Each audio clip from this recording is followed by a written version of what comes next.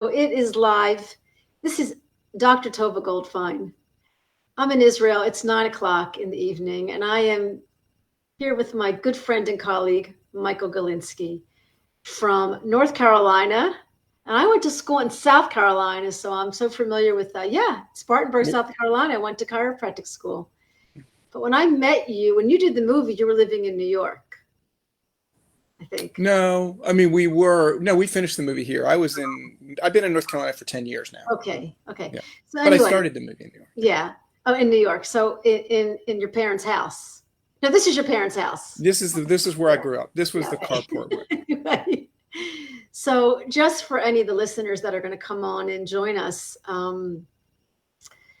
Michael and I have met on a few shows, and this is actually the first show since Rose's passing. So in honor of her in heaven, I think she has something to do with my Facebook drama, because I think she wanted me to be like, Tova, enough, get me off the go on your own, and it's just like what you said to me. You were like, when I called you 4 years ago, this March, I think it was 5 years, and I said, I want to do something technical, and you said, you can do it. And I'm like, no, I need your help. And you said, stop being a damsel in distress. Stop being a victim. You can do this. And here I am 4 to 5 years later, always triggered every week, but I come on with my hives and all. And it's been the most amazing thing in my life these past 4 to 5 years with Rose, and now on my own. And you introduced me to Rose. So this is really the first time we're meeting since her passing this summer.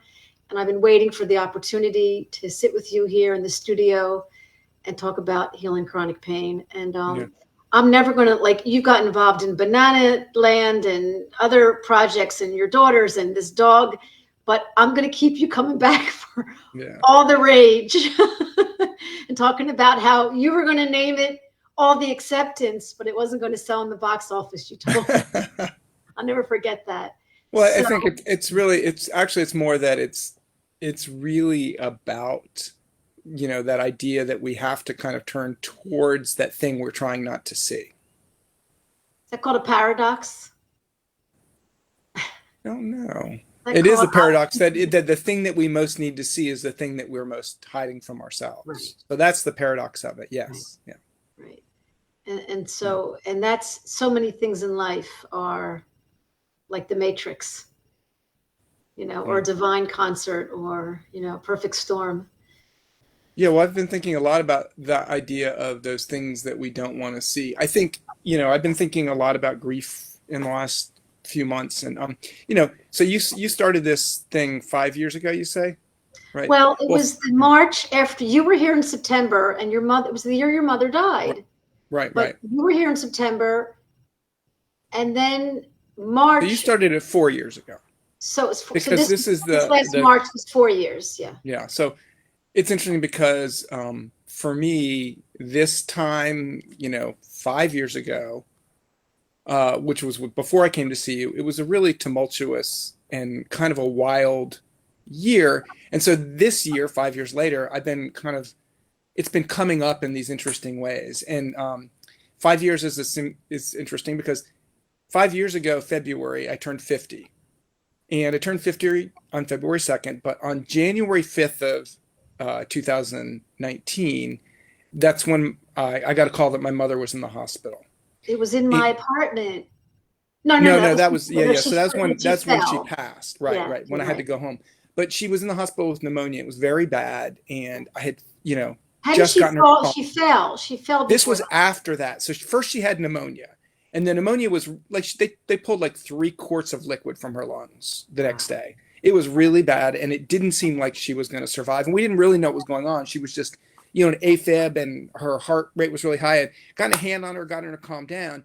And it was right after I got her calmed down, I'm holding her hand with one hand, my phone bings. And I look down, and there's a message from my father's niece, so my cousin, saying, "Hey, I just got off the phone with your daughter Holly. Do you remember you were a sperm donor?"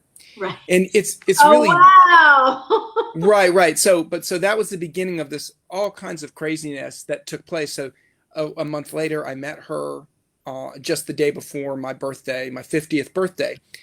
But recently I've been doing a lot of kind of checking in with the idea that we are connected to our ancestors. And God, it was about a month and a half ago. I'd been going to see this Reiki massage therapist who's been really helping me move through things. And over a course of a year, Are like, you having any pain or any pain? no, it's more of like just bringing stuff up and moving it through. And yeah, pain is not an issue for me. Just for the listeners, I Yeah, want, I think you'll agree, we're not just differentiating between anxiety, stress, triggers, and pain because it turns into one or the other. So, right. And that's well, they're all interconnected. And when we bifurcate them in that way, I just think it's a distraction from, it allows us to hold on to that symptom. This is the problem when it's basically we're in distress, right? And why are we in distress? Because feelings are coming up that are distressing, and we don't have the ability or the capacity to connect with them. And so the thing we're working on developing is being okay with having feelings. That's the only real thing we really need to do, I think, in order to start this healing process. But I'm kind of getting into two very deep and interconnected thoughts. And what I'm getting to is I talk a lot about synchronicity and these crazy things that happen, but that has been happening in a deeper level. And so even looking back at 5 years ago, I think about I've been thinking about the idea that our parents, when they're outside of time, right? We live in the world of time.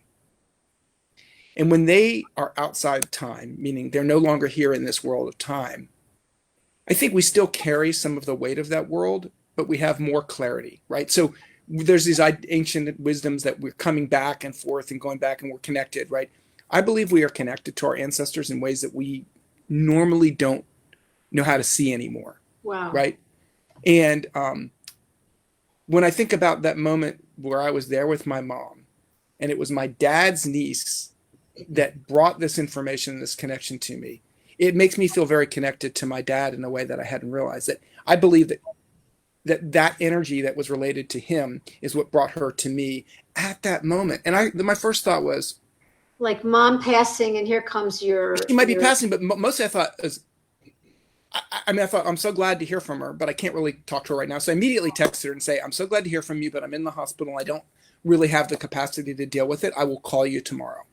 But I immediately thought oh my God, I want this daughter, to be able to meet my mother. Oh, wow. Which didn't actually happen because she wasn't ready for it. And then my mom fell and everything. But there was this interesting, immediate connectivity of but it's right now thinking, even then I was thinking this is not a coincidence. But now I'm like, that was absolutely fucking a coincidence. That was an energy of that moment. And I'm actually reading a book about synchronicity right now. And it is moments of life and death, illness situations that bring forth these connectivities. So there's nothing random about that, right? And as I've gone deeper into this kind of idea of going to that place, these synchronicities have increased profoundly. So a moment ago, you brought up the bananas, right? So I had this kind of crazy experience where I went to that Reiki massage therapist in the morning. And then it turned out that I had written about grief, and a guy who's involved in my donor conception documentary had seen that grief post and said, hey, I think you really should talk to this Reiki person that I've been seeing, because his husband had died. And several times he had talked to her, and she had helped him connect to his husband in the other world. Through like you're talking about, not channeling, channeling.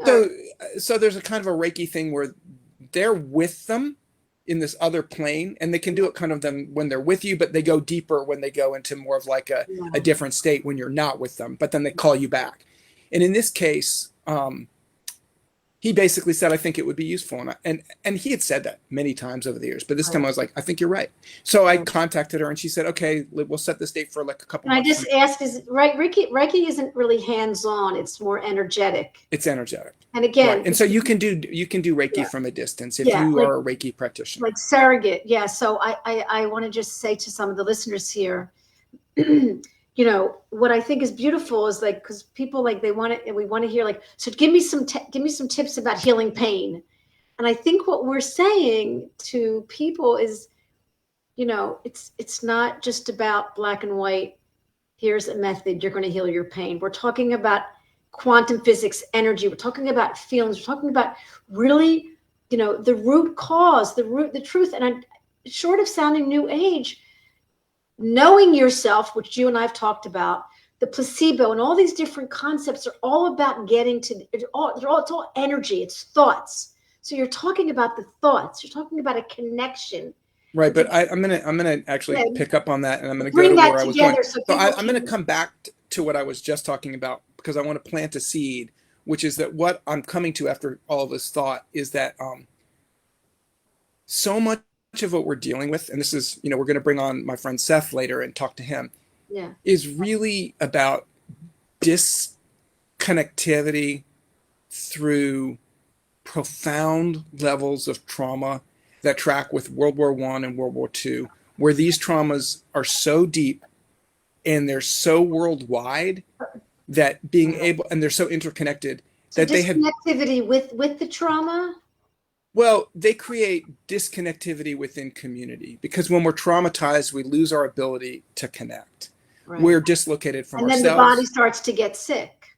But what I'm really getting at is that what we're that disconnection from community is a disconnection from ourselves. And so through that deep level of cultural and international trauma, right? Just worldwide trauma, starting in World War I, going through World War II, right? And that being kind of interconnected with global levels of capitalism that disconnect us from our higher selves and our community, has led us to a place where we become incredibly disconnected in ways that we don't even understand anymore. And some of that has to do with scientism, which disconnects us from those things that we can't explain and which we can't see and we can't test for. So we're just kind of like been hit with like just asteroids of blinders for well over 100 years. And as we start to kind of connect with ourselves, we recognize the importance of connecting with larger communities, but we also start to recognize the importance of letting go of truths, or these ideas that we hold to be true. Self-limiting beliefs. They're very self-limiting beliefs. And like, so again, I'm going to come back to Steph. There's a story that I've always had in my head about, my mom, and it goes back to this, and my mom and my dad. So when I spoke to this Reiki person, so I'm going to go back to where I was talking about, but the point is I had this great series of massages with this woman for a year that really kind of helped me to go deeper and deeper and understand. Crazy noises would come out of me and I would be like, what is happening? But I just let it go. And she's like a magic witch. And she really just helped me to kind of more deeply connect with myself, which allowed me to communicate better with others and to see things. But it was a very slow process, and it was step by step. Can I just interrupt like I do on the record, but on the record from All the Rage movie, you're not having any sciatica or skull, you're not like antalgia. Yeah, I want you to stop talking about that because it doesn't matter. Like that's actually a problem. But people want to know. People want to know. Well, fuck them, because it doesn't matter. They want to know, but it's a bad thing to ask because it's not really the answer. You're right. That is staying stuck on the symptom imperative. And that's why I'm like, stop. Yeah. Just stop. People call me all the time. People you send to me call me, what about this? I'm like, shut up and just listen to me. Literally. Like 2 people have called me. One person has seen your things. And then I thought it was actually the same person. And so I was like, look, I already told you. And then they're like, what? I was like, oh, you're a different person. And so I had several conversations. Be gentle, Michael, be gentle. You have to be not too gentle, because when you're too gentle, you just let people continue to do the same bullshit. It's true. And it's bullshit. So that's what I'm saying. So I'm going to keep going with what I was getting back to. I'm not really frustrated with you, but I want to finish this thought. And the thought is that I had that healing, and it was a slow step process. But on this day, it turned out, and I forget because I'm terrible with dates. I got a text just before the massage saying, so I will call you at 2. I was like, oh, it's this other one. So it's this incredibly deep day of first the Reiki massage and then this Reiki discussion about my parents. So she gets on the phone and she says, so I think I'm with your parents, and your mother is chattering in your father's ear and he's kind of hanging back. I'm like, oh, you're absolutely fucking with them. There's no way you're not with them. But what's important about that is I always held this thing that my mom was always instigating these fights and bothering my father, right? In reading Seth's book about his father and his mother died when he was young, I was like, oh, she was so angry because he wasn't listening. And he didn't have that capacity to listen. Oh my God.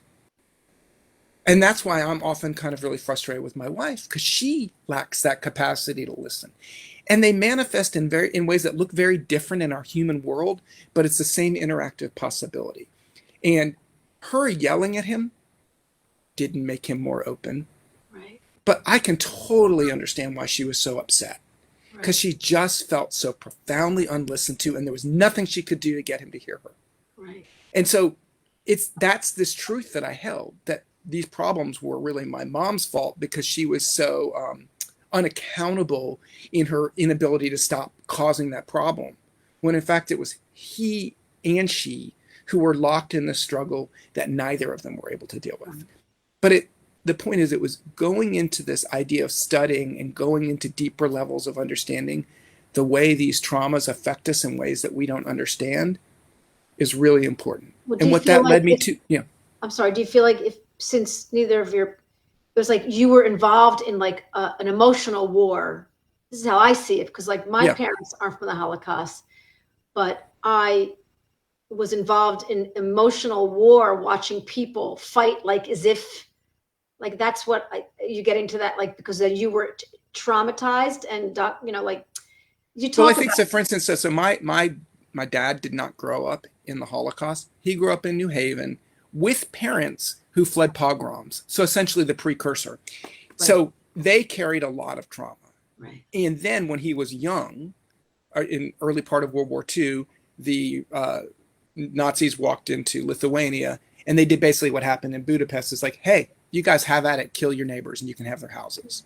So while Seth's dad in his book was in Budapest and suffered those directly, and then that led to a deep level of trauma that led to a lot of hiddenness and a lot of trying to pass. My father experienced that in different ways. And so his book helped me to understand my father a little bit better, but also understand how that non-discussion creates an unconscious hiding and an unconscious inability to look at things. And so just as we go into this, what I was saying that really hit me this morning was, yes, this affects us all on the individual level, but it's actually much more profound. It affects us on a much deeper cultural level. And what's good about understanding that is, like, I'm actually going to do a different podcast tomorrow with a woman whose name now I cannot remember, but she sent me a list of questions, including one where she said I was on the Mind and Fitness podcast 5 years ago. And I said, with Eddie? In 5 years from now, the understanding of trauma is going to be profoundly different.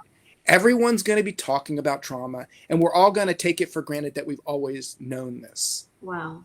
And so she sent me, I was like, oh my God, because like I was literally, that's all I've been talking about for the past week, right? Because in addition to Seth's book, I just saw a movie which had all kinds of similar implications. It was almost the same story, called A Photographic Memory, and I'll arrange for her to come on and talk to you about that as well. But what I think it is this rising insistence on our generation to see this unseen. And it's like that 100 monkeys theory, right? You know, maybe one monkey on an island will figure out how to wash a coconut, and then he'll show it to another monkey. And then those monkeys, all of a sudden you have 100 monkeys on that island who understand this. And the next island over, all of a sudden they know it. Yeah. So there are these things that happen, and we have tons of N of one stories of it, and N of one isn't science, but the idea of science saying N of one isn't true is a real big problem of science. Right. So, but then how can we break it down? Because I like to always break it down to the kindergarten. Like how can we help people heal themselves without having to feel like they're on a they have to connect. Rabbit hole from they have to connect to the larger story that they come from, the larger connection that we all come from, and we need to start really being more present with this idea that we're all affected by this international trauma of 150 years of industrialization, which has separated us from the smaller communities that we're a part of, and it's separated us from the land and the knowing that comes from being in the land. It's the rise of capitalism. Can I blame Big Pharma for hurting the medical community and hurting people? Because Big Pharma? You can include Big Pharma in a larger problem. Now, if we blame anybody for anything, we're actually doing ourselves a disservice. Exactly. Right. And so we're staying stuck in a blindness. And well, I want them to be, yeah, go ahead. Yeah. So yes, it is all problematic. And again, if we go, oh, they were doing the best they could, they really are trying to help, but they're also live in capitalism and they live in, world economic system, which brings certain benefits that blind us to the faults, right? So we all live in this world, and this is the world that we live in, and we're not going to escape that. But what we can do, like I'm just being realistic. We're not all going to go live in kibbutzes throughout the world and be able to provide for everybody, right? But the thing that I would dig into is if we take this larger idea. And that's what I'm getting to. So from that massage and the Reiki, it was a really profound experience. I'm going to come back to that Reiki connection with my parents. So the first thing she said was like, okay, I started out with saying to her, I don't have any doubts. And it was partly because I did have some doubts, and I was speaking to my own brain, like I'm going to lean into trusting this process. Yeah. And I was having a really profound experience, it was pretty interesting. And we were getting into some deep stuff, and I was telling her things, and she was kind of communicating some things that really felt connected. Mm-hmm. But it was really overwhelming. I was having overwhelming feelings. So at one point she said, okay, I want you to get into a child's pose. And I thought she was saying after the call. I was a little confused. And so I did it. And then she says, okay, so let's now I'm going to hang up and I'm going to go be with them in that plane. And then I'm going to call you back and we'll discuss. And she's like, okay, you can lie on your back now. And I was like, actually, it took me a real while to get comfortable in this child's pose. So I'm going to stay here. And she said, that's fine. You just do what you want. And if you want to lay down, lay down. So after about 5 minutes of that, I was just like, I was comfortable, but so I lay down on my back and that didn't feel right. And then I put my hands on my solar plexus, and the next thing I knew, the phone was ringing.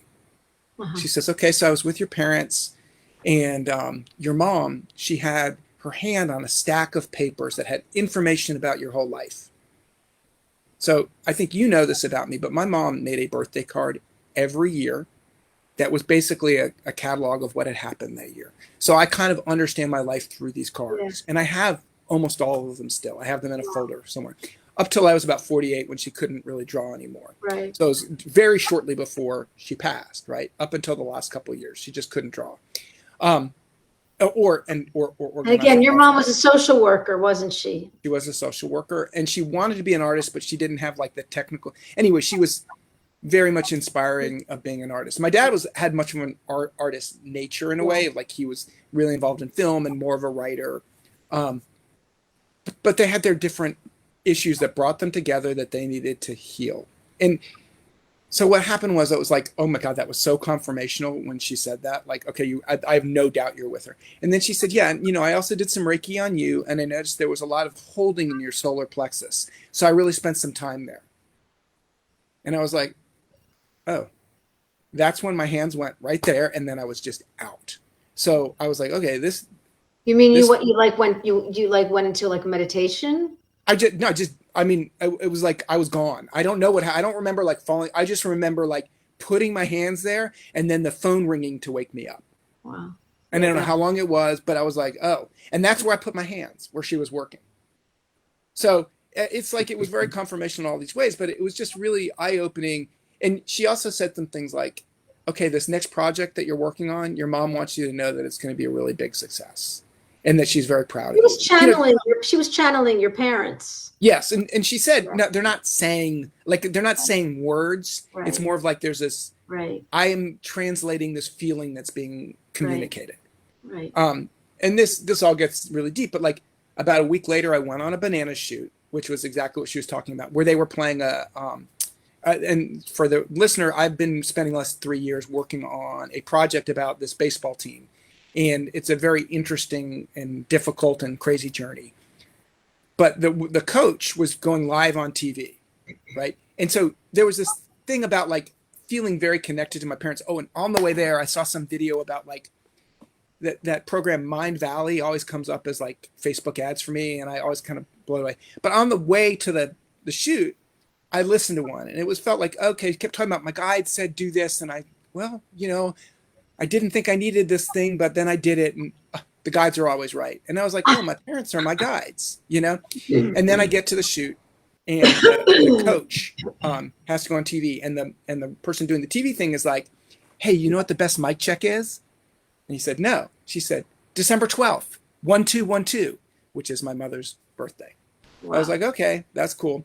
Yeah. I walk in to go see the coach, and the first thing that happens is before I can even say hello to him, someone says, hey, have you seen this thing? And he goes, if it was up your ass, you'd know where it was, which is something my dad said daily. Wow. And I'd never heard anybody else say.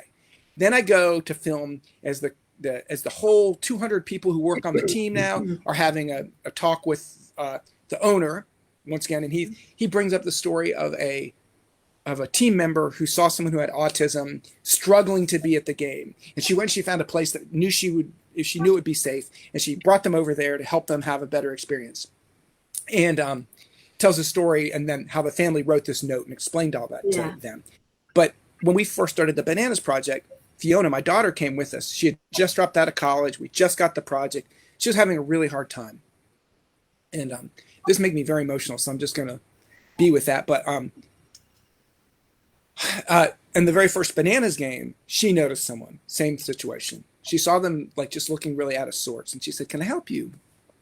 And the woman's like, I just have a lot of anxiety, and crowds make me feel nervous. She goes, well, here, let me help you find a seat. And she found a seat and introduced her to the woman sitting next to her. Anyway, that woman wrote a note to the team saying, your employee, Fiona, who was not their employee. It's your daughter. And it was literally the same note.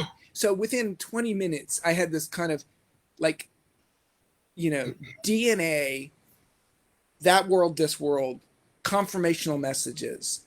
So it's just like all of a sudden, all the synchronicities around my parents, which I always talk about, but have been ramping up so much more. Like 2 weeks ago, another documentary I worked on, a guy I worked on with the documentary a week ago, actually. The guy I worked on, so he lives in Memphis. I don't really know him. He sent me an address book, a page from an address book that fell out of a book he picked up, which was a book about Thomas Wolfe, who wrote You Can't Go Home Again, which is literally about all these issues I'm talking about. You mentioned that book in the movie, I think. I might have, but yeah, because I said I was moving home or something. Right, yeah, and it always made me feel like I couldn't go home, but that I kind of had to go home. And when I was ready to go home, I went home. But I want to say, go ahead. I just want to say this because that's going to come on soon. But I want to say to the listeners, I think also you leave yourself open. You take risk. You want to make this connection with people. And what happens is you get enriched by these experiences, and they're healing. And I think the message to the audience in this last few minutes was I think, let's say what your message is, because I want them to see how we're always addressing their personal healing. Here's and what how it they is. can go ahead and how they can take this tool home and implement it into their life. They don't need to be you or me, but they can also be more open and trusting and know that their body will heal through these experiences. So it's not just their body that will heal. It's their soul and their connection to all of the souls that exist in that world outside of time.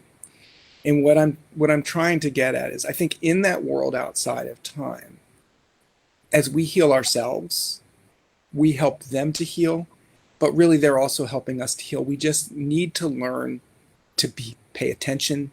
Because I've always had these things, like when my mom died and I was going to the memorial, I plugged in my phone and I was not to the memorial, I was going to the cremation. And a song came on that I'd never heard, but I recognized as a band that I know of. And it starts out as an instrumental, and 5 minutes into it, it starts singing the word incinerate. Incinerate. Oh, wow. Incinerate. It's just incinerate. Okay. So I've been getting these messages for a long time. Now I'm learning that they're confirmational and there's a deeper connection, and I'm having them all the time now. So the point is that I got this. He sent me a picture of this address page, and again, the reason that's so significant is it wasn't just an address page, right? It was an address page that was from a book that felt connected to all these ideas I'm talking about. So in that book, I looked it up again because I'd read it because we had it in my house, but it's kind of set in the Depression between the world wars, which is all the stuff that impacted my parents profoundly. And it's what I'm saying is kind of leading this insight about all of this trauma. It like takes place then. So it's kind of connected to all these stories. But what's weird is there's his phone number and name, this guy, Robert Gordon, and then my parents' name and address with an older phone number. So it's probably from the 60s. And then some other people in his family. And he's like, it didn't say me. And he didn't know my address, but he's like, are there other Galinskys in Chapel Hill? And I was like, no, that's my parents' address. And this is really weird because also He was in Tennessee?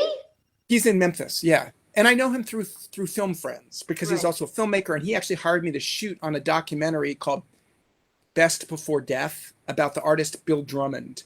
And I filmed in Lexington, North Carolina. And when I went on that shoot, I borrowed my mother's car, not because I needed it, because I was trying to get her to use Uber and Lyft because she should not be driving. So there's this kind of deeper connection to him and my mother, and I was talking about it at the time. And I also couldn't stay long because I couldn't be away from her because she was not in a good place. Right. So it turns out, I couldn't understand it. It turns out like that his mother grew up and was born in 1935 in the same town as my mother. So she was friends with my mother. And I've been trying to get in touch with her. I want to talk to her. Right. She's still alive. Right. That's not chance. It's not coincidence. That is a synchronicity that also I got that note from him. It fell out of a book he was getting rid of. He picked up the book and it fell out. And like, I'll tell you another one of the synchronicities. Wait, Seth is waiting, but I just want to call this. Well, bring him in. Yeah. I will. Okay, but I also want to just talk about the energetic world. It's like, and if people can, I think also people, it's hard for us to trust the energy. Like thoughts are energy, emotions are energy, and I think there's a connection too with that. But that actually is super connected to Seth's story, and I'm going to connect that to him in a moment. You're going to introduce Seth. But let me finish this one thought because it's so connected to what you just said about my mom. I'm going to bring us. Hey, Seth. Oh, she left. Hi, Okay, Seth. let me just finish this one thing because it's important. When we put my dad's ashes in the water, my wife could not come because she was watching all of the kids. And it was a pretty amazing experience. The scene in the movie. We went out to the beach. The scene in the movie. Yeah. I think it is. But what I didn't, it's not in the movie, is that the next day we were leaving and it was a windy day. This is a big condo complex. This is far from the beach. And this piece of paper is whipping around. And my wife is putting the stuff in the car and she kicks it off her leg and it goes away. It comes back, sticks to her leg again. She picks it up.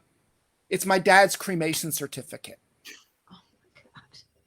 Outside on the beach? No, way far away from the beach where I had thrown it out. Like it's really far away, past these big buildings. So there are no coincidences. And this is kind of what like I was saying about like this idea of paying attention to our guides. They're always there. And if we stop resisting and we start having empathy and we stop holding on to anger at our parents for being the fucked up messes they were in their life, right? They are constantly trying to help guide us. And if we pay attention to it, they will. And that's, I want to quickly bring you up to speed with Seth. Seth has a book called Death Trip, right? Okay. A post-Holocaust psychedelic memoir. And in that book, he goes on a trip to rediscover a little bit more about his father, and synchronicity after synchronicity after synchronicity puts him in the spot that he needs to be at the time he needs to be there, time and time and time again. And this is happening to all of us all the time if we just pay attention. Okay. And as we, go ahead. Can I just draw, I always want to draw it to like, can we say that our chronic pain and symptoms are messages, are these messages that, like what you said, something we, like they're asking us to connect? Isn't that also, they're asking us to connect, to come closer, to look deeper, to trust that they're there for a reason? There's a message in our symptoms, whether they're anxiety or fear or anger or pain. Can we make that connection, which I think Dr. Sarno did? I think we can. And what I was trying to get to at the beginning is I think what we need to do is stop thinking of it as being about us and instead being about that deeper level of centuries long dislocation from ourselves and our families. Wow. And this is like, it's just when Wow. we do that, we open the door to what, so basically what that pain is someone going, pay fucking attention to me. I'm trying to get your attention here. And we're resisting it and resisting it. But when we stop resisting it, it's just incredible amounts of healing can happen. And I think one thing that is important to notice, even about like, you know, where we're sitting. So Seth's book, which actually I want to turn it over to Seth and let you tell us a little bit about your book. But the thing I want to connect with is none of this is disconnected, right? Like Seth and I have crossed paths lots of times and never met. And our paths toward healing are very similar. And what I think is interesting about that, and what I think is really powerful, as we all come from these places of disconnection and find connection within ourselves, Seth, and then I read Seth's book, and then I saw my friend's movie, which was the same. It's that 100 Monkeys thing. As all of us start to realize this, it becomes a cultural awareness, which brings me back to the thing I was saying at the beginning, which I said to this woman 5 years ago, oh, in 5 years, everyone's going to kind of understand this truth about trauma, and all you're going to see is trauma, trauma, trauma. And that's where we're at. And this is really a tipping point. So once that awareness becomes a cultural knowledge, we have the possibility of a deep level of international healing. And I don't think it's disconnected from what's going on in Gaza right now, honestly. No, I don't want to talk about that. But anyway, but I will mention on that note that Dr. David Clark, who's this amazing gastroenterologist that Michael and I know very well, started an amazing organization. These are all, he always tells his clients with, the biggest IBS and gastro issues, just take a moment and try to be a butterfly on the wall of your childhood. And that will help you heal your IBS symptoms. So just so you know, and even these doctors, I mean, Dr. Schubiner, Schechter, we're talking about trauma. We are talking about trauma, and we are figuring out how to heal it. And I don't want people to feel like, oh no, the trauma, I'm never going to heal. That's the way out. It's the opposite. If we stop trying to connect it to one symptom or one thing, instead of recognize it as a pattern of behavior that feels like who we are rather than what has happened to us. I also want to jump in, yes, too, and you can hear me correctly? Yes. Yeah. Okay, great. Yeah, I mean, I sense you're already on the same page here, but we're talking about the big T trauma. We're not talking about, my body is one thing, my mind is another thing, my past is one thing, my present is another thing. It's all the same thing, right? I mean, that's the point of right. But we're talking about the big T trauma is also a little T trauma, because we tend to disregard, oh, well, of course, my mom yelled at me or whatever. Or we disregard these things that happened in childhood, but these things that happen in childhood are so huge because they're all we know. And then they impact us in ways that we don't understand. And we dismiss them, which makes it harder for us to connect with them. So one of the most useful things I was told about trauma was from the therapist that introduced me to psychedelics. And that may or may not be in the scope of what we're talking about today, but that's one of the vectors I come from. And what she shared was trauma is a splitting of yourself, right? You undergo some experience that for whatever reason you can't handle in the present moment. Some part of you gets split off on a psychic level, and it gets sort of embedded in amber, right? There's a protective layer around it. And our work as adults is to bring those pieces up, to identify them and to hold them and to release them, right? And in that sense, I don't make any distinction between psychic trauma and physical trauma. Again, big T, little T. We're all having the same conversation. I just wanted to establish that before we go. Right. And to go back to the beginning when I was like, let's stop, like even on your podcast, let's stop talking about pain so much and more about dislocation, because when we get stuck on the pain, that just keeps us focused on it. And it's actually just like anything with meditation. What do they say when you're feeling pain? Go to your breath, right? And that's about just coming back to yourself and not letting that thing distract you or take your attention. It's not distract, it's be the focus. When we take our focus off of something, we're able to see a much larger field. Right. And again, that applies to in the physical realm, right? We're our attention is focused on the problem, the physical pain, but it's also the psychic realm as well. I mean, I think when we sort of decentralize ourselves and this feeling of discomfort or pain or challenge that we're conditioned not to want to feel, if we can get beyond that, that's where the good stuff happens. That's where we refine those splintered parts of ourselves. That's where we reconnect with the people around us, and that's where we move the ball ahead in whatever way that means. But you're saying so you're also saying to, I call it kind of like, hanging out with your fear and having coffee with your pain, your sadness, your grief. I even say like, let's be friends. Let's be friends with the fear. Like I say, go with the fear. Like take the fear with you. Like fear is not something you would need to be. You can befriend the fear. Like, see what I'm saying? Like somehow become connected. That the fear is just something that's the trauma that I'm disconnecting, and I can't reclaim myself because this fear's in the way. And I would say after a lifetime of avoiding fear and pain and and quote unquote bad feelings in whatever form they come up, not that you can befriend your fear, you must befriend your fear, because we've all been on this earth enough time to understand that pushing those dark things away, dark in quotes, pushing those challenging things away, it doesn't work, right? I mean, look at us as individuals, look at us as a society. Pushing away hard things doesn't work. It's gotten us into a really deep hole. I don't consider myself a particularly wise person, but I had a moment not long ago with my daughter, who's 17. And I said, look, I don't know any secret to life. I do know this. Any time that we hang out in that discomfort in something we feel like we can't bear, we need to push it away, this doesn't feel good.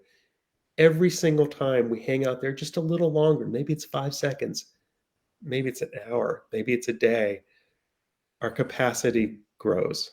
Our capacity to tolerate discomfort grows.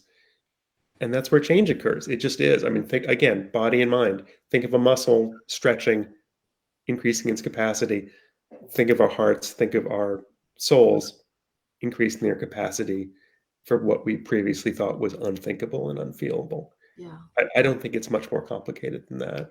No, well, you make it very, very simple. Can I ask you, so share a little bit with the listeners that you had this experience with MDMR is just a type of a psychedelic. Is that what I say correctly?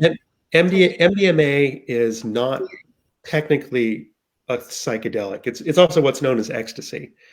And I was introduced to it in a therapeutic setting, much to my surprise, by a therapist who risked her license to treat my wife and I. We were teetering on the very edge of divorce, and she had an intuition that it would help us see, I like to say, pop our heads above the clouds of the stories that we had told about ourselves, that we had told about each other.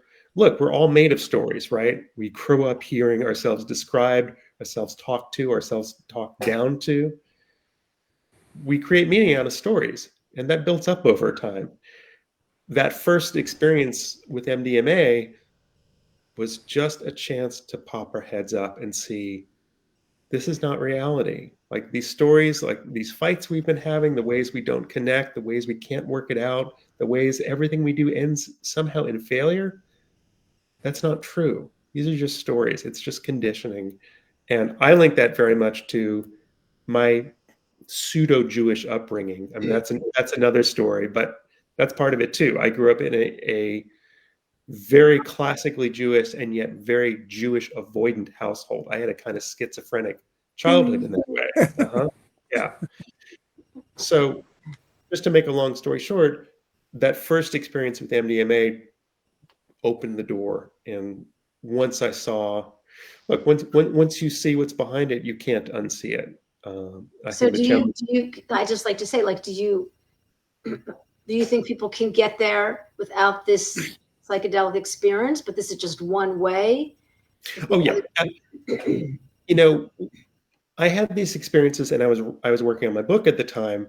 And when I was ready to start sharing publicly about what I was writing, what I was working on, I felt a huge anxiety because I felt I was outing myself. Um, this is something that is illegal, illicit, frowned upon, whatever. And as soon as I started sharing about it, that this is what's been changing my life and making a huge positive difference, I got all these notes from many from people I knew, many from people I didn't know, saying, we're looking at these things too. Some of them through psychedelics, some of them through meditation, through breath work, through prayer. I don't think it matters. For me, I like to say psychedelics were just the door that opened, and I wouldn't have asked for that. That's just how it happened. And when one of those doors opens in your life, you're being offered a way out of a punishing situation. You take it. That's it. That's just how it happened to happen. I'll just say this for me. It's been hugely impactful. My experience of life is vastly different than it was even a few years ago. Psychedelics work. They're not a panacea. They work for a lot of people. They can do a lot. It's still hard work, no matter what. They're They're a tool. That opened up It's like the if you, door, and then you had to. Now you're on this journey because it's not a cure. It's simply the door was opened. You got to be in reality, like Michael said about connecting. Like you connected with yourself on the deeper level. That you got there a little easier, a little bit less painful. You got there, and now you got to stay there. yeah, but I want to add in that he also did that in partnership with his partner. And I think one of the biggest problems that so many of us face, and you'll read about it all the time in Sarno's issues, is they'll see the value in what he's talking about, and they'll go home, and people are like, who the fuck are you changing? Why are you trying to change? Yes. Are you saying we're bad? So it's like, if you're facing cultural resistance, it's a really big problem. And Yeah, and I think, well, in the movie, I want to point out one vignette I come back to again and again is the two brothers, one of who undergoes work with Sarno and changes his life, and his brother, I mean, they're as close as can be. He refuses. He's like, no, this isn't science. right. It's beautiful that happens, because that is really the problem. Science is often a hedge to not look at things we don't want to look at. Well, if you can't prove it to me, I'm not going to do it. And that was something we struggled with in the movie. Yeah. Think of how people wanted studies the facts. are structured. They wanted to be proved. Yeah. You have to know the thing you're trying to prove, and any other answer is not valid. That's how studies work. Right. And I think that's the problem with randomized controlled trials. So the whole idea of the randomized controlled trial is, well, you know what? Emotions are really messy and complicated, so they're going to totally destroy our data. We're just going to take them out of any medical study, because then we won't have any results. But if you take them out of the study, your results are meaningless. Come on, people. I also want to backtrack for a minute as well. You were talking about synchronicity and coincidence a few minutes ago. Yeah. And that's something that it seems like almost a footnote, but it keeps sticking with me. That's something else that work with psychedelics brought up. I grew up feeling as though my life were random, chaotic, and essentially purposeless. I didn't know what I was doing, why I was here, why I'd been put here to suffer, right? And that links very much to chronic pain as well, right? Psychedelics just opened up the recognition that there aren't coincidences. And again, we're getting into woo, we're getting into things that make people uncomfortable. It's just a fact. We're here on this show to make people uncomfortable. You just said that. Right. Well, all I'm saying is that once you begin to see that there is a sort of higher order, and I'm not talking God, I'm not talking religion, but these things aren't random, right? There are these connections, and they're real, and we're feeling and sensing them in real time. I think it's really important, especially for people who, like me, at one point in their lives really didn't have any hope that there was any kind of order or any kind of purpose to it. So again, it's kind of a footnote, but I want to put a pin in that because I think it's important understanding that you are part of a larger fabric too. And that goes to our personal stories, it goes to our cultural stories, it goes to our societal stories as well. This is not random. And we see that in the political moment as well, people being pulled towards some kind of family, but it's also a family of disconnection that's trying to make them connected. And it's interesting. I feel like we're at a real turning point in our society, worldwide, that I do believe is going in the right direction. I have a lot of hope, and I don't think it's random that I met Seth, and that we met when it was time to meet, and that one thing I've talking to him about is I made my movie, he wrote his book. There's a lot of places for us to have conversations about both those things, which makes the power of those things exponential. And so if we add in Rachel, who made this movie, A Photographic Memory, which is literally exactly the same story on so many levels, it's surreal. And when did I see that movie? 2 days after I read his book. Right? And it's not random. And then afterwards I was talking to her, and her movie's a little bit buttoned up and she's not getting into any woo or anything. But then at one point she does something very strange where she kind of takes her mother's old interviews, because her mother died when she was 18 months old and had done all this work, and she found sound of her, and she starts asking her mother or answering her mother's questions, but and putting them together. And then after I saw the movie, she said, yeah, I asked my mother about it, and I asked her if that was okay, and she said, yes, it was great. And I was like, oh wait, you talked to a Reiki person about that? Because I had that experience. She goes, no, I am a Reiki person. She didn't put this in the movie, but it was even that, all these things are wait a second, everything's You think your Reiki together. experience is his MDR? No, MDMA. yes. MDMA. And I would say this, that I have also been doing a lot of dabbling and taking small amounts of mushrooms, even when I'm doing those things. And for me, it's incredibly heart opening, and it makes all these connections. It allows me to let go of stories and see behind them. So I'm a big proponent as well. When I first, we started back up the movie in 2011, that's when I found Dr. Mate's book. And I've several times I considered going to do the ayahuasca thing with him, but something about it kept me from it. But more recently, when I felt more ready, I've been doing a lot of very small amounts of mushrooms, but so I'm not tripping my ass off or anything. I'm just there's a heart openingness, right? That makes connections happen. And it's not even just thinking, it's literally it opens you up to that energy coming to you. So there's a local clinician who shared EEG scans with me of people's brains under even very small amounts of psychedelics. And you're seeing these connections that should not be happening, but they are, right? There's different regions of the brain talking to each other that normally don't. So there's this notion that I think for some people, the idea of taking psychedelics is wrong. You're adding something, you're adulterating yourself, you're imposing a filter on yourself. My take is the opposite, actually. I think Aldous Huxley wrote the same thing. You're removing those filters, removing those blinders, and different parts of your brain that would not normally be communicating are.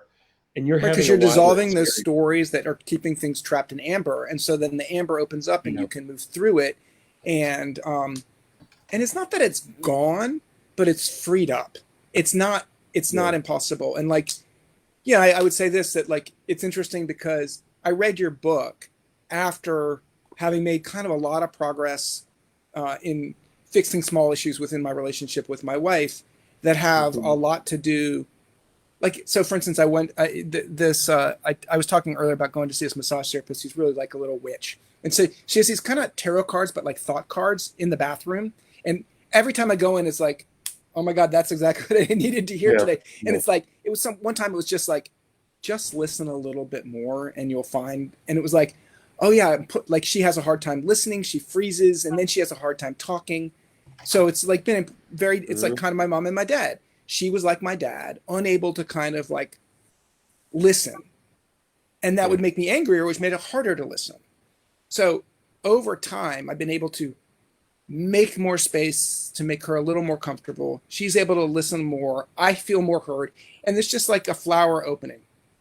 And this is tangential, and yet it's not at all. What's tangential mean?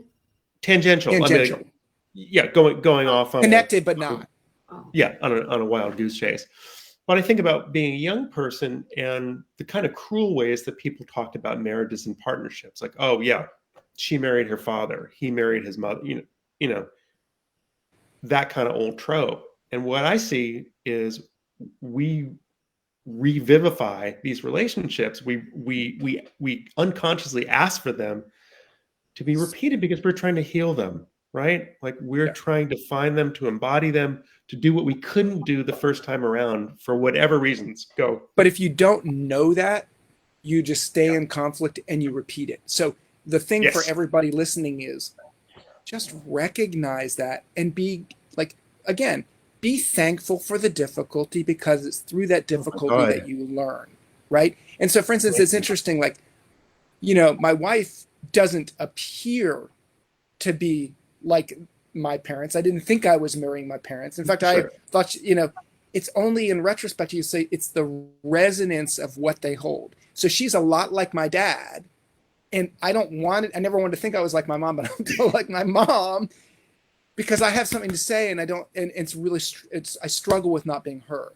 But as I get more comfortable with not needing to be heard, just knowing that I know it is fine, I don't have to tell it to anybody, although I like to tell it to people because I want to help them, it becomes really profound, and everything comes with more ease. So once we go through that difficult path, everything else becomes easier. So I guess for every person listening, just your pain is there for a reason. Yeah. Go ahead. I have a question. I would like to know, and if this is too tangential, tell me. What's the word? Tangential. Tangential. A tangent. Tangential. When you go off on a tangent? Yeah. So I might, but I have an agenda, but I'd like to see if my agenda matches your agendas. What's happening in the brain? Is the brain calming down? Are we going into our parasympathetic nervous system, which I just love to, because this is a natural calming, It's not either or. It's not either or. It's the same thing I was saying, right? It's a process of restitching the two together so they're not at odds. It's our frontal cortex teaching our amygdala, we have this. You are still stuck in the pre-linguistic phase, and you're still reacting to things, but you need to let me take charge. It's like if you have I have learned so much this year by trying to raise a dog, because you can tell a dog something, you have to be the calm. Yeah. And after a while, the dog realizes, oh, you're the leader. So if you lead with a calm frontal cortex, your amygdala goes, oh, I can let this go. That's the amber letting go. One of the people that was important in my medicine work, that someone who led an ayahuasca circle, we were talking about dogs. One of my dogs is a shelter dog. The other is a fancy bred dog, because that's all we could get. But he was suggesting you shouldn't call them shelter dogs. Yeah, there we go. You shouldn't call them shelter dogs, or you shouldn't call them. Basically, what he was suggesting is they're growth dogs. They're Buddha dogs. Like they're there to teach you how to carry yourself in a way that heals yourself as much as it's helping lead the dog.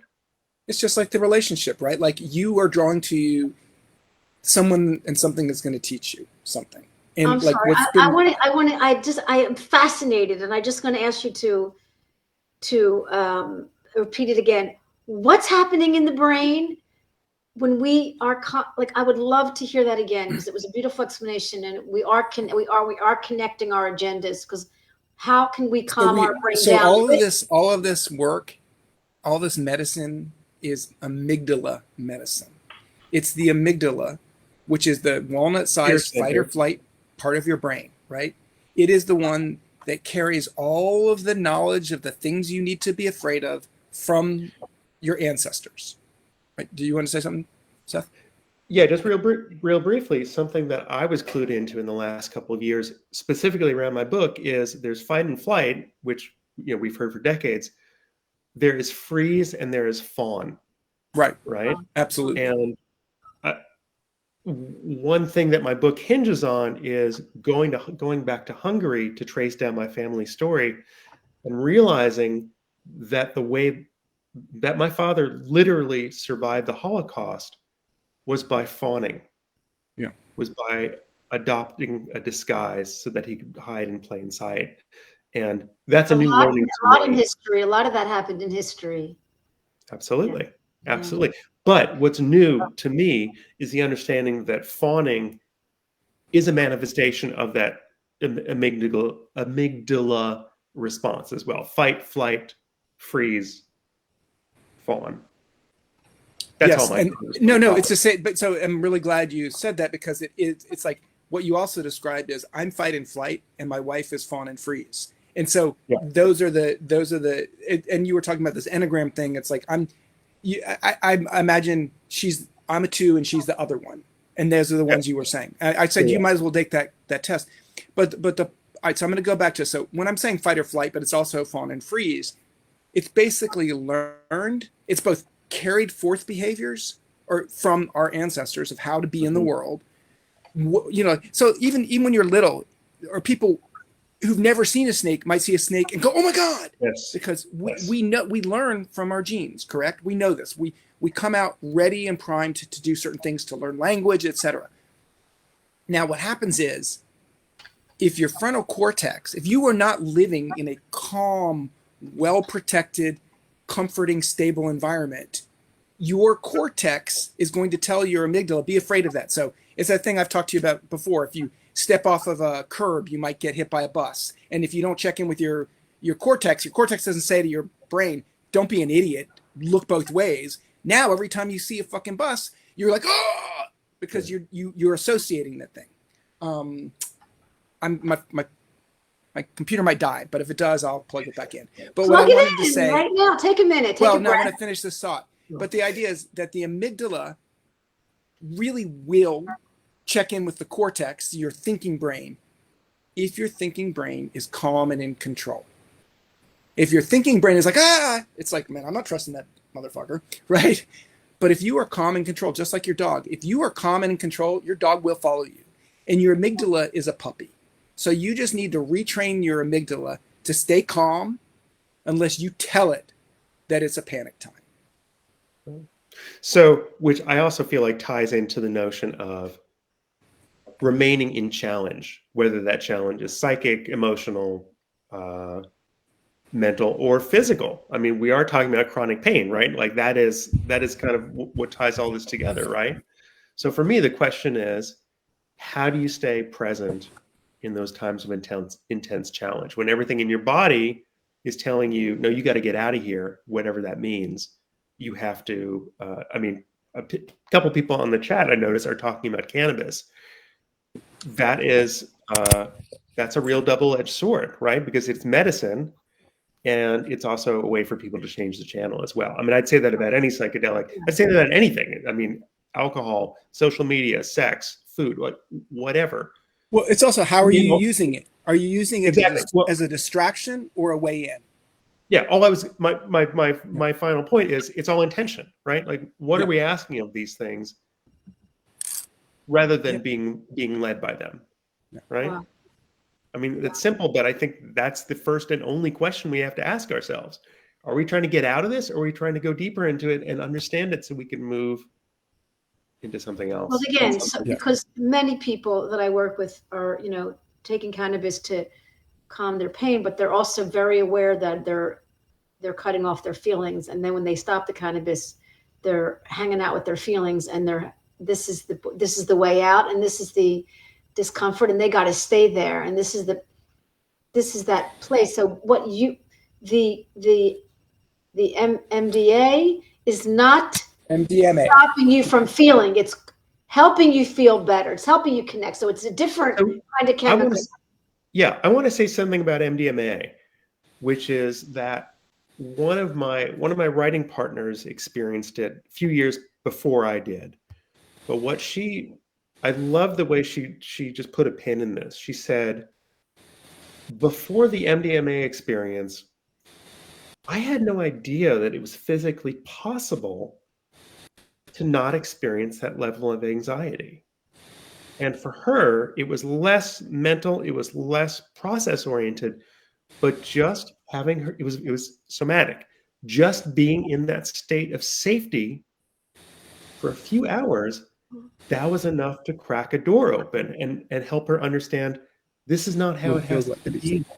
Then she could right? create her own safety from that experience. It wasn't like she came off Thank you. the drug and she didn't remember. She knew that experience and she could recreate it. Yes, and of course the And work but you is have to build to it. You can't. It's like you. It's not like that. After that, you're cured. It's like, oh, here's the work I have to do to get She had to there. face the And I lion, but trust that she could face the lion and it was safe. Yeah, Yeah. but well, yeah, you start to you build more capacity. You recognize. So it's Yes. basically like it's kind of like I would say it's like this. Like say you're not really a runner, but you put on this running suit that shows you how to run, and you're running, and you're like, oh my god, this feels great, and you're like, okay, you take off the suit and you can't do it. Oh, I have to build up to that, and soon I'll be able to do that. But you have to Right. take the small steps. You can't want to be there. You got to go there. Thank you. Yes, that's such a perfect encapsulation of it. And I write this in the book. When I began this journey, that first MDMA experience, I realized that all I wanted was to take a pill and just wake up and be someone else. Like, can we just make all this go away and start again? And that's not how it works. I mean, we have the body, we have the Right. epigenetic memories and wiring that we do.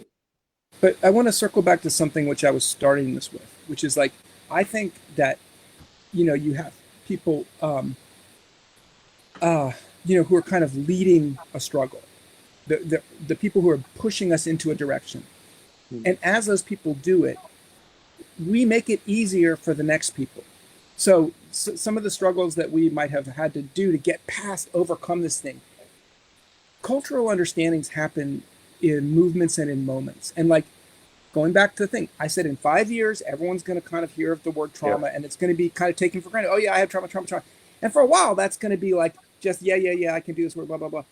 Over time, it just becomes, there's a shift, and it becomes easier to recognize that trauma. Because I think a lot of things that happen is, so sometimes we're like, oh, I have this trauma, and then we use that as a big coat to protect ourselves and say, you have to deal with my trauma. You have to take care of me because of my trauma. I had all this trauma and it's your fault. Super unhealthy, but it's a process. It's what it is, oh, I had this trauma. That's my responsibility to deal with. Thank you. I don't want to. But as we collectively start to take that responsibility, we show the way for other people to take their responsibility. So I was trying to put this into writing earlier. My aunt, my dad's sister, passed away 2 years ago. She was 96, I believe.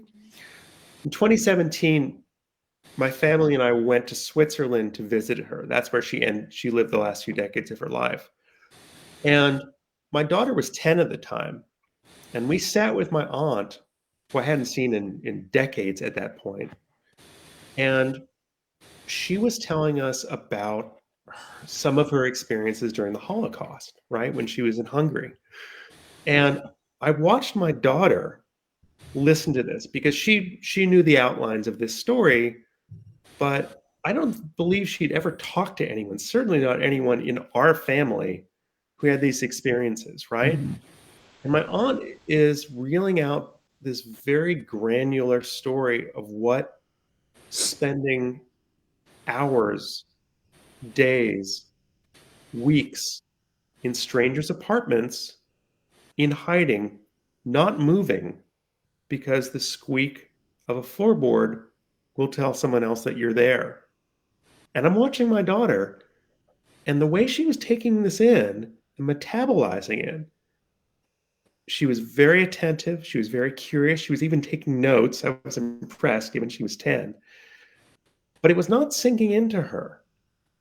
I didn't see it defining her face to the world and how she presents in maybe the same way it had when I was young, when I was trying to figure out, well, what is our backstory? Like there's all these sort of like shadowy voices in the books, in the bookshelves around me, but no one will tell me where we came from. What's happening here? My point is, evolution happens. It happens in our lifetimes. And there are these moments in which we can actually observe it and see that naming these things honestly and openly, bring them into the light, they don't embed in our offspring the same way they will for us.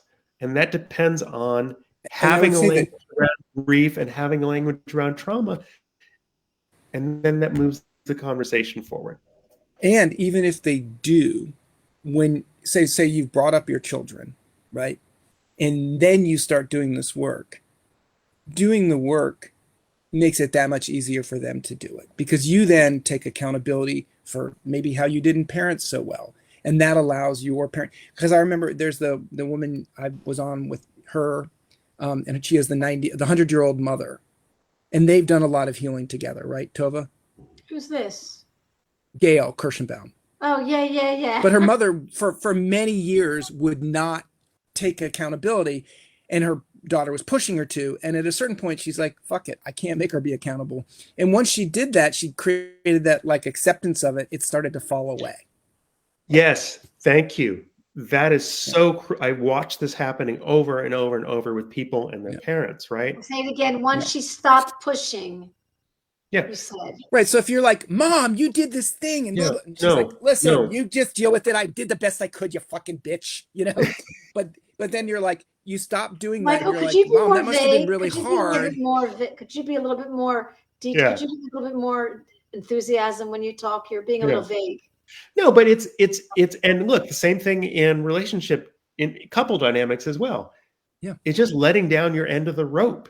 If there's nothing to tug on, where are we? It changes the entire dynamic. And as long as there is that struggle and that tug of war happening, we're locked. Like we're that's locked. all But at the same time, it does still require, say you do that within your relationship and nothing changes.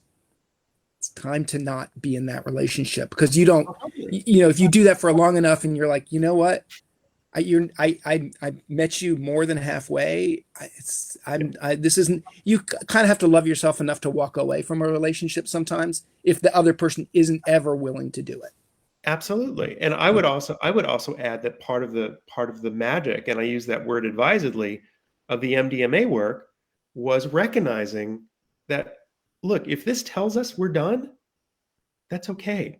Yeah. We're coming to this with consciousness and not projection. Right. Right? Yeah. Sometimes you may not get the answer you quote unquote want. Mm-hmm. That's the answer you get. And you have to listen to that. That's the door that opens. Because, that which you resist will persist, right? And so if you're resisting that person or you're creating resistance, you're doing it together. But if you stop resisting and the other person continues to resist and continues to resist and continue, it's not working. Yeah. You're not going to change the relationship. So maybe that's with a child and the child's being terrible to you. At a certain point, you just stop reacting to it and you'll find it always starts to let up. Because if you aren't being a part of that problem, the problem's not going to be there in the same way. Right. The problem has no juice anymore. Yeah. And that's for everybody. Listen, that's the same thing. Like if your family isn't accepting you, blah, blah, blah, blah, blah, maybe make some space from your family as best you can. But also I think we have to close it in a second. But what I was going to say is one thing that really was life-changing for me was I wrote something, or Dr. Mate had written something, and I complimented him on it. He goes, "Oh, well, that comes from A New Earth by Eckhart Tolle, and I really suggest you read it." So I read that book on a plane when I was going with my mom. And we got on the plane. She was driving me crazy, being really controlling, etc. And it made me develop so much empathy for her when we got off the plane, because I would always go, "Yes, Mom, whatever you want. Yes, whatever you want." But I was holding this like, God damn. I got off the plane and it was like, "Okay, let's go get the car." And it was like, "Okay, whatever you want." And I meant it in a different way. It's the same words. And it was like, oh, yeah. The whole trip was kind of magical. She just felt heard and respected. And then she acted respectfully. It was weird. It's that simple. Yeah. What part of you feels it needs to win? Yeah. So there we're talking about or hold on to like it's unfair. We're talking about our ego, and the size of our ego depends on, where we came from, what we saw, what kind of survival mode we're living in, what kind of insecurity what do we cover? What are we hiding behind? Yeah. And it's like being naked with your clothes on, which is hard for often I've talked about, knowing yourself. I mean, if you know yourself, the pain is asking you to know something, to go deeper, can you love the part of you hate? Can you love the part of you that made mistakes? Can you love the part? Maybe it's just more of like accept. Like love is kind of like this really real love is really just acceptance. It's not like you're the greatest. It's more of like, it's more like I accept that part of me. Right. And a lot of people with chronic pain, it's their ego. I hate to say this. I mean, we all have an ego, but it's they can't believe, and a lot of them are successful with everything, but they can't get this. Like, and I healed from Sarno once. Why can't I do it again? It's like the ego is stopping them. It's like the tug of war. Yeah. And so I have a question. I mean, I can go a little longer. It's just nighttime. Yeah. I got to do one thing. I'm gonna step away for 1 second, but I'll be right back. Okay. But Seth, I really, why did you name your book Death Trap? Death Trip. Death Trip. I mean, it's a little bit like, so there's something about why you name it. Just like I said to Michael, why the movie All the Rage? I said, well, we wanted to call it All the Acceptance, but it wouldn't have sold in the box office. So I don't know if it's about sales or it's about but it's very intense, Death Trap. And I know on the cover, could you have a copy of it you can show us? Yeah, hang on.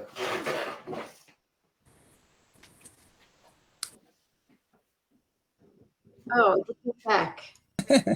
Yeah. Okay, wait, I'm going to put me up next.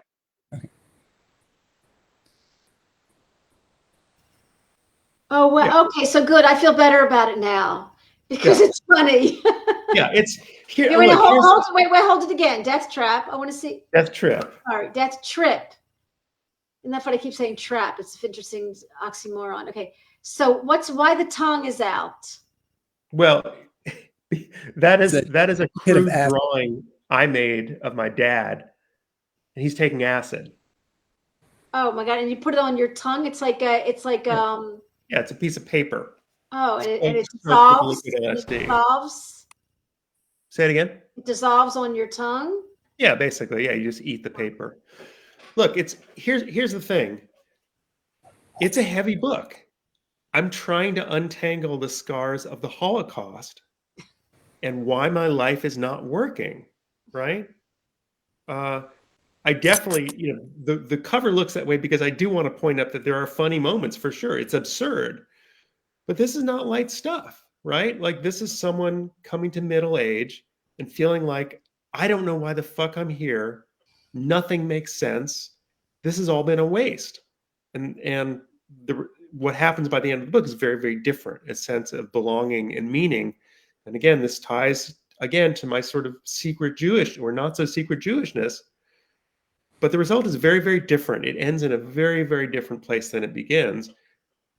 But as I've said, there's no way out but through, right? This is a death trip. Like this is going into the jaws of death, going to the psychic realms, going back to Hungary, which is not exactly loving of Jews, and trying to figure out what the fuck happened. What happened to my family? And why did I get so fucked up by it? So, it's heavy and it's absurd at the same time. Yeah. Just and deeply healing. Michael, do you know that my grandmother also came from Lithuania? Just so you know. That's why we're 6 degrees. But also, I don't think I ever told Seth, but like my mother's family is all from Hungary and Romania. The Bermans. Oh my God. Okay. No. Which is also extra weird because when Holly contacted me, her name was Holly Berman. She's now Holly Caggiano, but Holly Berman, which is my mother's maiden name. That's so weird. That is so weird. It's surreal. No, I know. But it's actually all making more and more sense all the time. Well, don't you think this is the quantum? This is sort of something with the quantum, which is another whole. I do, 100%. It's basically that we're way more connected than we want to believe. One of the blurbs is by Paul Levy, who's a Portland author, who's written a lot about the unconscious. He's a Jungian, but he's also a Tibetan Buddhist. But one of his books is called The Quantum Revelation. It's brilliant, and it's connecting modern spirituality and psychedelics with quantum physics, right? Yeah. They're the same thing, right? Yeah. Wow. Yeah. Wow, amazing. Well, I would, love to have you come on the show and we'll talk about, chronic pain and healing. I don't know. Well, Like, actually, let's do this. Let's stop talking about chronic pain. Seriously, because the more we talk about it, it's but like the first. Yeah. It's No, still going to seriously. be there. but I Huh? also want, I have a Well, mission. I'm saying it's like I have let's an try to. ulterior motive to reach people and draw people to my broadcasts and to reach people and let them know that this is the place they can heal. You can still call it the title, but like I would say, you know, uh,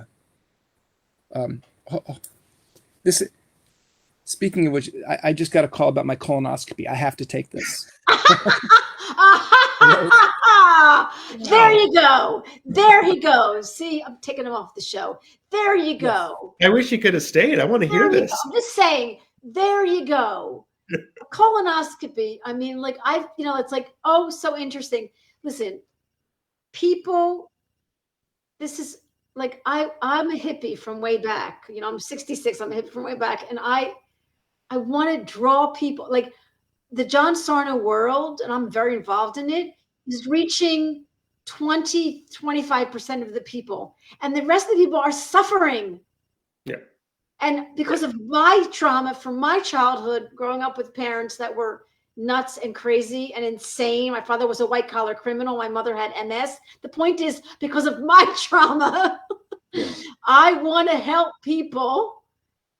Okay. So, well, I pointed out Paul Levy's blurb here. One thing that Levy writes about is the idea of the wounded healer, which is, a very ancient archetype. Jung writes about it as well. Yes. But it takes that trauma and it takes that fissure in us to be able to understand what pain is, and also to understand how to help others. Yeah. Knit it back together. Yeah. Michael can't come back in. You can't come back in if you're going to talk about your talking about your colonoscopy now. How's it going in there? I looked and there's nothing there. No, I have it next Monday. You have cameras, Whatever right? they tell you, we'll heal you. Seth and I will heal you no matter what. We figured it out. I'm 100% positive there's nothing wrong. Right. Just I'm going to wait till your deposit clears my bank, and then we can get started. It's going to be wonderful. I'm fine. All right, listen, the sense of humor is important. You see, I think the death trap in the picture is showing me the balance of life and death. Because how many people are holding their breath and not living life because they're so scared of death, which is another point that I think your book probably makes. Yes, and the death before death, which is how some people describe the psychedelic experience, right? I mean, that is a microcosm. If you go deep into a big medicine experience, you will probably fear death, and you may feel that you are dying. That's not a bad thing. That opens us up to new depths of well, part of you is that stuck part of you is dying away. Right. Yeah. Right. Like, what do you need to let go of in order to fully live and fully what part of you that's keeping you stuck needs to die away? Yeah. Yeah. Because it's actually not you. It makes me sad when people, Rose would always say, and people say, look, what's the pain doing for you? What's the anxiety doing for you? And it's sad, but like, what are you holding on to? And it's becoming your friend. And right. What is it protecting you from? Yeah. And that's very like, cause we're not blaming them, but it's become like a really, like a friend.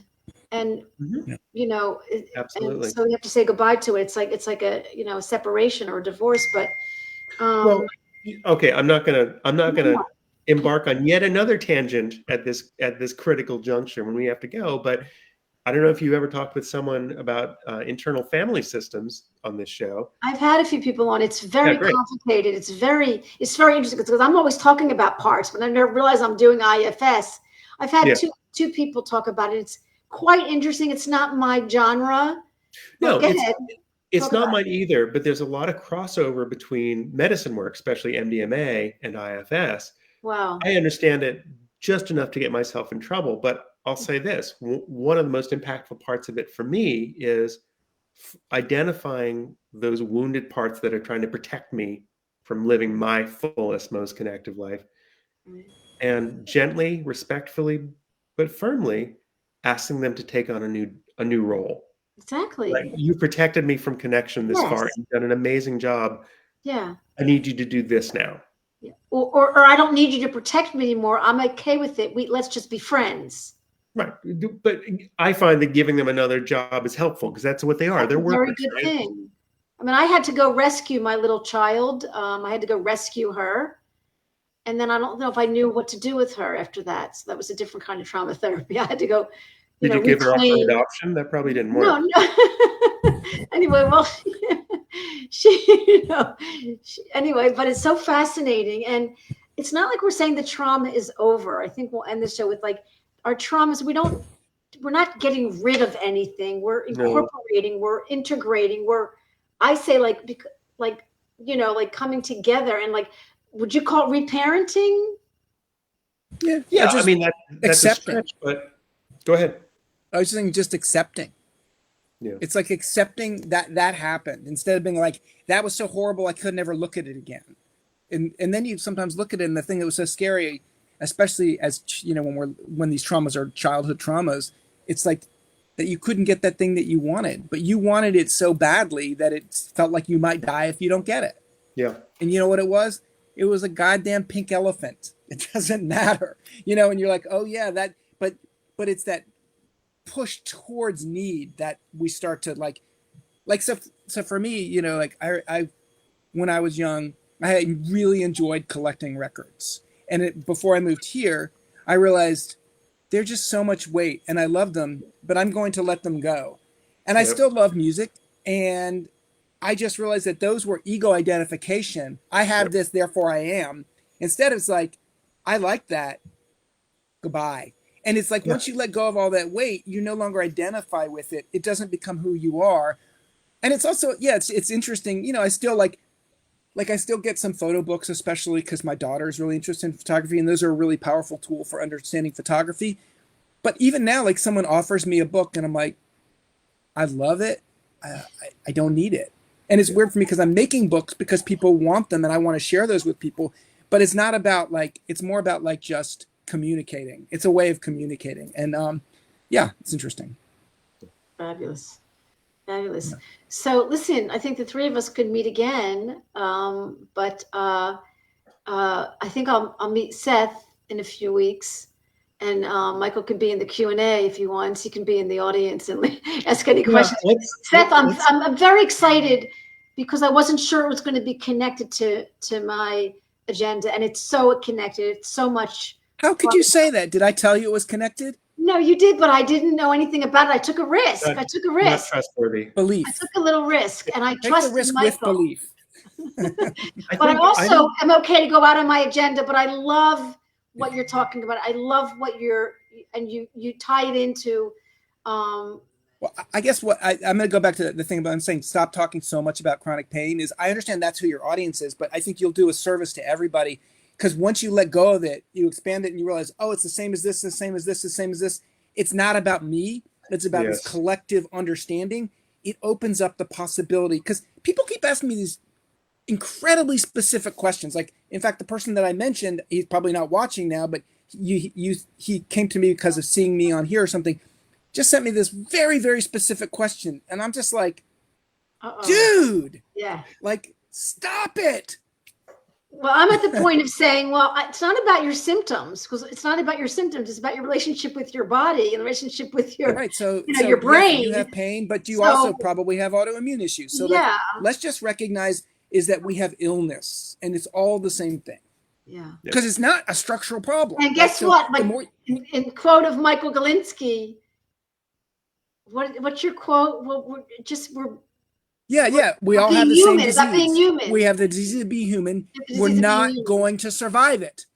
We're not going to get out of this thing alive, So like that's what I have the disease of. But the more we start to treat the disease of being human rather than the disease of being angry, right? So you start to break it down to this much larger thing.